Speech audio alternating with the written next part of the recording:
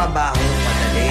Wala kang karapatang maliitin yung trabaho ng iba. Yung iba sasabihin, gwardiya lang naman yan, rider lang naman yan, construction worker lang naman yan, gasoline boy lang naman yan, fast food crew worker lang naman yan. Pucha, nagkaroon lang tayo ng maganda-gandang klase ng trabaho. Akala na natin kung sino na tayong entitled sa mundong to. Minamaliit natin yung mga taong mas mabababa yung sahod sa atin. Pagkakaalam ko kasi, wala kang karapatang maliitin o matahin yung trabaho ng iba hanggat nagtatrabaho sila ng marangal. Walang trabahong madali. Lahat nagdadaan sa hirap. Lahat nagsasakripisyo. Kaya kung iniisip mong porket maganda-ganda yung trabaho at malaki-laki yung sinasahod mo, mamaliitin mo na yung mga trabaho ng mga taong nagtatrabaho na mas maliit yung sahod sa'yo.